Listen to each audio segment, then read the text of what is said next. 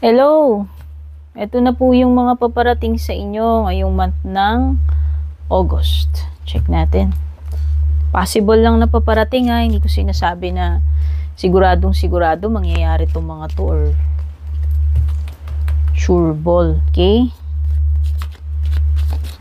Yan. If you're new, don't forget to like, follow, or subscribe. Maraming salamat po dun sa mga dati na rito. Private readings naman, kung interested po kayo, mag-PM po kayo sa one and only Meta Verified Purple Tin page. May blue check. Ba't ko sinasabi yan? Marami po kasing gumagaya dun sa aking page.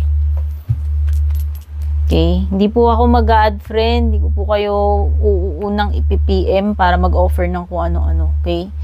Yung mga fake, ganyan yung ginagawa nila. So, yan. Tingnan na natin. Wow, abundance, prosperity, plenty of material things with bowl card. Ano pa? Okay. Merong iba sa inyo, baka malilito kayo, hindi nyo alam which direction to take kasi may wheel. Parang kawalan ng direction to eh. Confusion yan. Kawalan ng solid na direction or plano. Something na nakaka-disappoint, nakaka-broken heart. Pwedeng loss ito, parang mala 3 of swords to. Yan. Pwede ka maka-encounter ng loss. Oo, a person na ma-pride. O may makakadil ka person na ma-pride. Ano pa? Okay. Ayan, may bagong experience for you. Pwede may mga bago ka matututunan, bagong learnings. Ano pa? Matututunan learnings, yun na yun. Pwede may mga bagong experiences makikilala eh. Okay? O, halimbawa, new job or new company. Pwedeng ganun eh. Sa tingin ko lang meron kang something na matututunan dito sa leg card. Bukod dun sa mga bagong makikilala mo, bagong surroundings, bagong experience.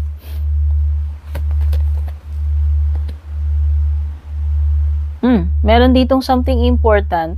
O, sabi ko nga, new job or increase. Pwedeng promotion to pwedeng new job, pwedeng promotion. Pwedeng increase sa sweldo. O, ayan, di ba yung sinabi ko, it could be, new company, new job, new experience, mga bagong makakasama, makikilala. Ano pa? Wow, ito hinihintay ko yung magagandang cards. Clover is about, swerte.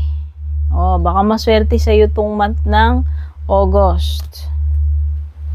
O, swertihin ka sa application mo kasi meron ditong bagong trabaho, bagong company, or bagong promote, bagong increase na sweldo, diba? So, yun. Siguro yun. Doon kasi swertihin sa pera tsaka sa trabaho. Uy, meron ditong passion. Passion. Itong passion naman, hindi naman, pwedeng sa love life, pero pwede ring passion dun sa ginagawa mo since meron kang something dito na nakaka-inspire kasi kung mapopromote ka nga naman or magkakaroon ka ng increase, di syempre mas lalo ka magiging passionate doon sa sa ginagawa mo. Pero pwede rin namang hindi about career, no? So may matinding passion dyan. Okay, etong egg is about success. Hindi lang swerte, hindi lang increase, promotion, hindi lang new experiences, new people. Pwede rin meron kang something na gagawin na magiging successful ka. Ayan tsaka di lang yun di ba? May swerte ka pa, so ganda. Ano pa? Ayan na yung harvest. Ito kasi meron dito about sa egg na something na pinagsipagan mo, pinaghirapan mo. And then itong haystack is about iha-harvest mo yun. Kung ano yung mga bagay na yun na pinaghirapan mo, pinagsipagan mo. So, sa tingin ko magiging masaya ka this August, magiging successful ka, abundant, proud sa sarili mo kasi may achievement ka rito eh. And meron ng something na magkakaroon ng magandang resulta or outcome. Okay? So, yan yung mga na-pick up ko na yung some of the energies na paparating sa inyo ngayong August. Yan, don't forget to share na rin, leave na rin ang comment dyan kung nagustuhan nyo. Take care, babush!